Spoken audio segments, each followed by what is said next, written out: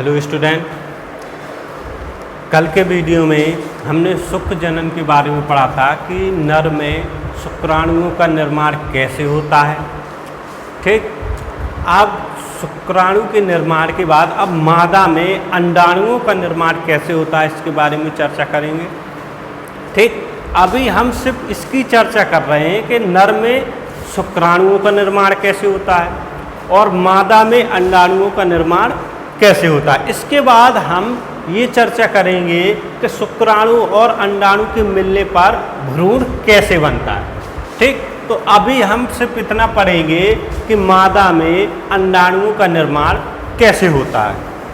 ठीक, तो इसके लिए हमको सबसे पहले ये समझना जरूरी है कि जब कोई मादा शिशु या पुत्री हुई, ठीक, तो मादा शिशु गर्भावस्था में होता, मतलब माँ के गर्भ में होता है, तभी मिलियनों मतलब लाखों करोड़ों अंड जननी कोशिकाओं का निर्माण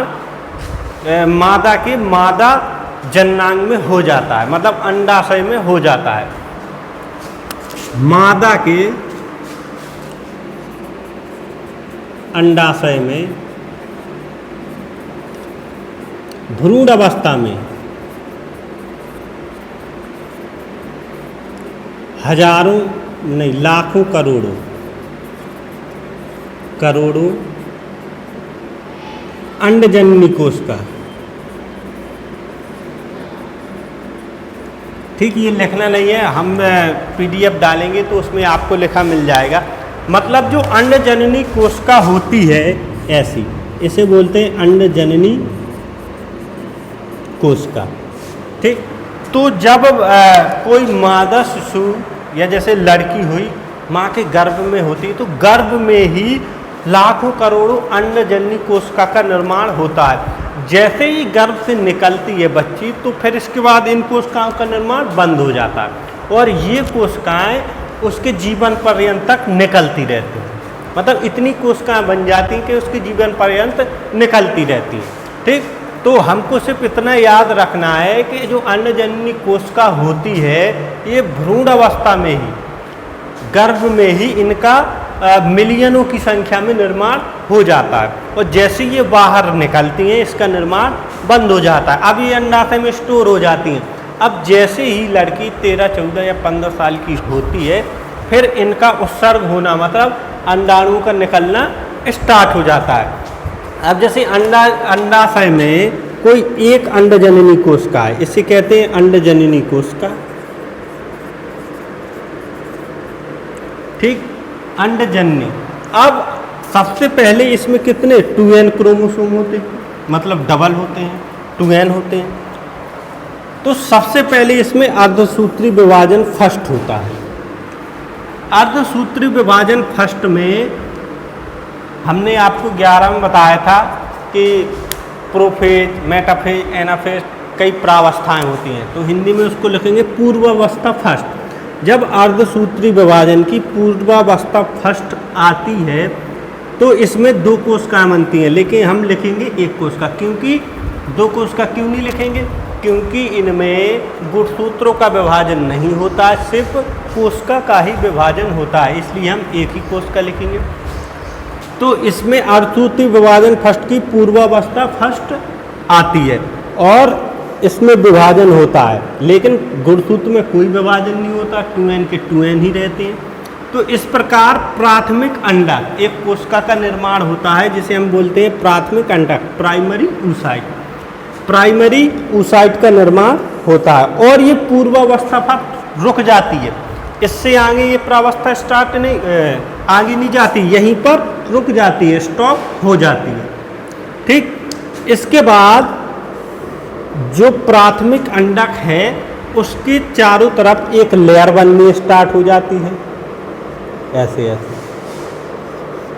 एक लेयर बननी स्टार्ट हो जाती है, जिसे कहते हैं प्राथमिक पुटक। मतलब अगर पहली लेयर बनी ऊपर तो इसे कहते हैं प्राथमिक पुटक, जबकि जो प्राथमिक अंडक है वो कहाँ रहता है? अंदर ही रहता है। प्राथमिक अंडक के ऊपर एक संरचना बननी स्टार्ट हो जाती है जिसे हम कहते हैं प्राथमिक पुटक। ठीक, अब इसके बाद जब ये अंडाणु आगे बढ़ता है तो इस पर एक और परत स्टार्ट हो जाती है चढ़नी, मतलब प्राथमिक पुटक के ऊपर एक और परत, मतलब दो परत स्टार्ट हो जाती हैं, जिसे कहते हैं हम द्वितीय पुटक। ठीक, अब आपको ये याद रखना है जब द्वितीय पुटक की प्रावस्था आती है तो ये जो पूर्वावस्था फर्स्ट जो रुकी हुई थी यहाँ पर वो पूर्वावस्था फर्स्ट पूरी होती है, यहाँ पर फिर से ये प्रक्रिया स्टार्ट हो जाती पूर्वावस्था फर्स्ट की, और जो इसके अंदर प्राथमिक पुटक है वो दो भागों में बट जाता है। ठीक, तो इस अवस्था के बाद गुणसूत्रों में भी क्या होता है, बदलाव आता है, गुणसूत्र भी क्या दो भागों में बट जाते हैं। तो यहाँ पर दो प्रकार के पिंड दिखाई देते हैं, एक ये और एक ये, दो पिंडों में बट जाती है, मतलब दो केंद्रकों में बट जाती है, एक गुणसूत्र इसमें आ जाते हैं, एक गुणसूत्र इसमें आ जाते हैं। तो पहले वाले पिंड को द्वितीय अंडक कहते हैं, ठीक, और दूसरे वाले पिंड को ध्रुवीय पिंड कहते हैं, और इसके ऊपर तीसरी परत और चढ़ जाती है जिसे हम बोलते हैं तृतीय पुटक। ठीक, जब दो केंद्रकों में बट जाता है ये जो तृतीय पुटक दो केंद्रकों में, इधर क्या था प्राथमिक अंडक, प्राथमिक अंडक दो केंद्रों में बट जाता है, इस एक को कहते हैं द्वितीय अंडक, तीसरे और दूसरे को कहते हैं प्रथम ध्रुवीय पिंड। अब क्या होता है जब ये प्रोसेस आगे बढ़ती है तो जो तीनों लेयर हैं, तीनों लेयर मिलकर एक गाढ़ी अवस्था बनाती हैं, मतलब जो तीनों लेयर मिल जाती हैं तो इसके तरफ ऊपर क्या है ये गाढ़ा आवरण बना लेती हैं। और गाढ़ देखो जो प्रथम ध्रुवीय पिंड होता है इसका कोई महत्व नहीं होता, ये धीरे धीरे गायब हो जाता है। मेन चीज होती है जो द्वितीयक अंडा, मेन चीज होती है ये। अब आगे जब ये तीनों लेयर मिल जाती हैं तो धीरे धीरे जो प्रथम ध्रुवीय पिंड है वो गायब होने लगता है और द्वितीय अंडक क्या होकर बड़ा होने लगता है, और इस अवस्था में जो द्वितीय अंडक होता है उसके ऊपर फिर से एक लेयर चढ़ना स्टार्ट हो जाती है जिसे बोलते हैं जेना पेल्यूसिडा। जेना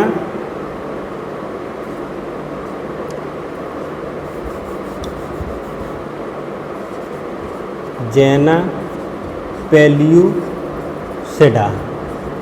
ठीक, इसके ऊपर जो द्वितीयक अंडक था उसके ऊपर एक लेयर चढ़ना स्टार्ट हो जाती है जिसे बोलते हैं जेना पेल्यूसिडा। यही हमने आपको इससे पीछे वाले वीडियो में बताया था कि जो अंडाणु होता है इसके ऊपर एक परत चढ़ी रहती है, एक आएगी जेना पेल्यूसिडा की परत चढ़ी रहती है। तो जो क्रोमो न शुक्राणु आता है तो उसका जो सबसे ऊपर का हिस्सा होता है एक्रोसोम, एक्रोसोम तो सबसे पहले जेना पेल्यूसिडा को ही भेदता है, जेना पेल्यूसिडा को भेद कर ही ये अंदर जाता है। तो जेना पेल्यूसिडा को भेदने के लिए इसमें माइटोकांड्रिया होते हैं, एनर्जी देता है इस लेयर को भेदने के लिए, तभी तो ये अंदर जाता है, घुस जाता है। ठीक, ये हम बाद में पढ़ेंगे कि ये किस प्रकार से अंदर जाता है। सबसे पहले तो हमको पढ़ना है कि अंडाणु कैसे बाहर निकलते हैं। ठीक, तो जेना पेल्यूसिडा की एक परत इसके ऊपर चढ़ जाती है। अब क्या होता है कि जो अगली प्रोसेस होती है उसमें ये जो ऊपर की परत है, ठीक, अब इसको जो घनी परत होती है इसको परिपक्व पुटक या ग्राफी पुटक बोलते हैं। मतलब जो पुटक होता है परिपक्व हो जाता है, मतलब जो होता है जो द्वितीयक अंडक होता है ये निकलने के लिए तैयार हो जाता है, परिपक्व हो जाता है। किसको तोड़कर? परिपक्व पुटक की परत को छोड़कर ये निकलने के लिए तैयार होता था। अब जो अगली प्रोसेस होती है इसमें ये परिपक्व पुटक की क्या बाहर की दीवार तोड़ता है और ये अंदर अंडक क्या होता है बाहर निकल आता है, मतलब द्वितीयक अंडक बाहर निकल आता है। और जैसे ही ये बाहर निकलता है इसी प्रक्रिया को हम क्या कहते हैं? अंडोत्सर्ग की प्रक्रिया कहते हैं। मतलब जैसे ही ग्राफी पुटक की दीवार को तोड़कर द्वितीयक अंडक बाहर निकलता है, इस प्रक्रिया को हम अंडोत्सर्ग की प्रक्रिया कहते हैं। तो इस प्रक्रिया में हमको इतना ही पढ़ना है कि द्वितीयक अंडक बाहर निकलता है, मतलब ग्राफी पुटक की दीवार को तोड़कर बाहर निकलता है। इसी प्रक्रिया को हम क्या कहते हैं, अंडोत्सर्ग, मतलब अंडाशय के अंडक के निकलने की प्रक्रिया अंडोत्सर्ग कहलाती है। तो इस प्रक्रिया में हमको इतना ही पढ़ना है। अब इसकी प्रोसेस तो आप जानते हो आगे क्या होता है। जो ये अंडाशय होता है पूरा, इसके ऊपर क्या फिम्बरी जैसी संरचना होती है, मतलब उंगली जैसी संरचना होती है। हमने बताया था आपको, उसमें बताया था मादा जननांग जो होते हैं, उसमें हमने बताया था ये अंडाशय होते हैं, इसमें ये फिम्बरी उंगली जैसी संरचना होती है, ये होता है अंडाशय, ये उंगली जैसी संरचना इसमें चारों तरफ होती है। तो फिर ये जो अंडाणु है ये फिम्बरी के संपर्क में आता है। फिम्बरी के संपर्क में आते ही आगे की ओर गति करता है, और कहाँ आता है, इधर आता है, इधर कहाँ आता है, इस्थमस एम्पुला जंक्शन में। हमने बताया था ampulla isthmus junction, ampulla isthmus junction, ठीक, इस जगह पर आता है। और धीरे धीरे शुक्राणु क्या होते हैं, इस जगह की ओर जाते हैं, और ये दोनों कहाँ मिलते हैं, एम्पुला इस्थमस जंक्शन में, ठीक। सबसे पहले जो शुक्राणु होता है उसके ऊपर का हिस्सा एक्रोसोम होता है, वो किसको भेजता है, जेना पेलुसिडा की परत को।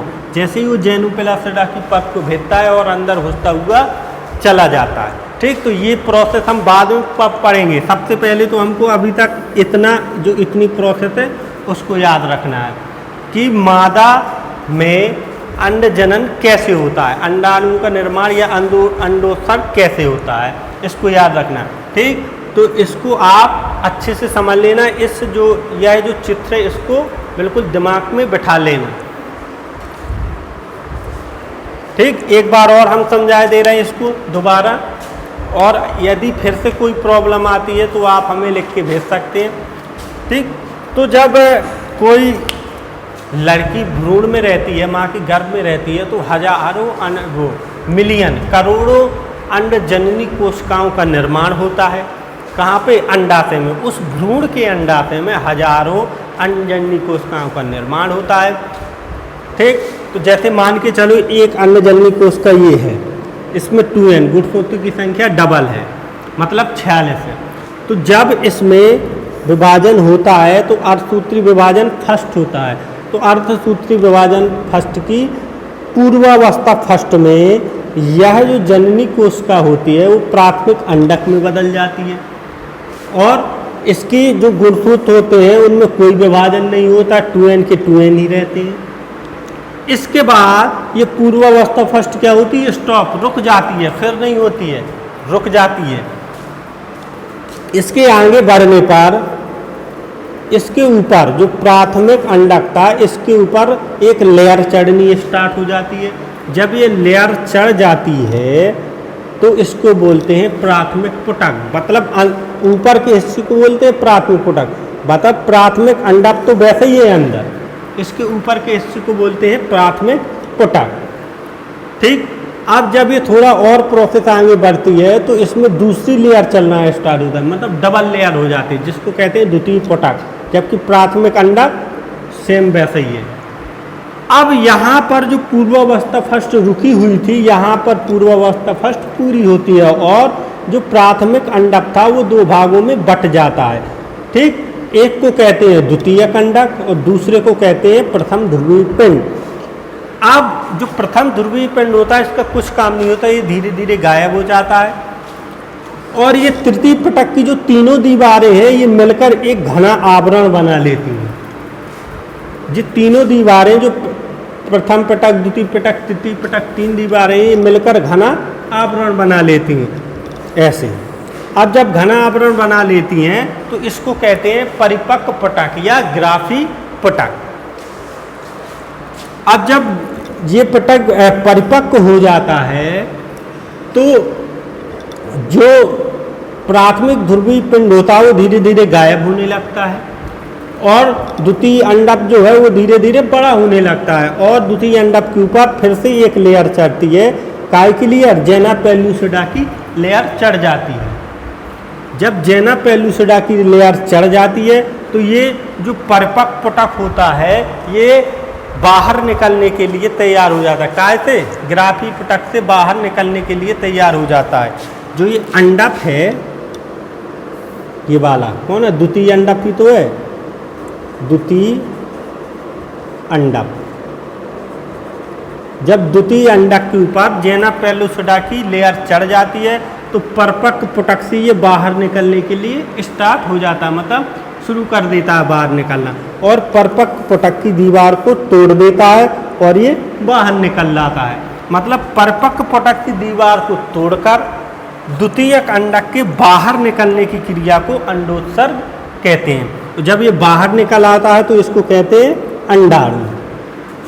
ठीक, अब ये क्या, ग्राफी पुटक या परिपक्व पुटक से बाहर निकल आया, किससे मिलने के लिए, शुक्राणु से मिलने के लिए। कहाँ पर, एम्फिला एस्थमस जंक्शन पर मिलने के लिए। वहाँ पर शुक्राणु आते हैं और इसकी जो बाहर की लेयर है, काय की लेयर, जेना पेलुसिडा की, उसको भेदता है, निषेचन वहीं पर स्टार्ट होता है।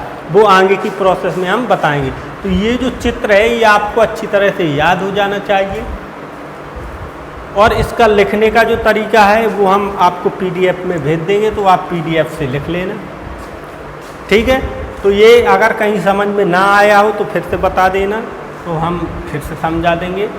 और सिंपल चीज़ है, एक दो बार देखोगे समझ में आ जाएगी। ठीक, तो इस वीडियो में सिर्फ इतना ही पढ़ेंगे। इसके आगे की प्रोसेस है, जब नर और मादा, नर के शुक्राणु और मादा के अंडाणु मिलते हैं तो भ्रूण का निर्माण कैसे होता है वो हम आगे बताएंगे।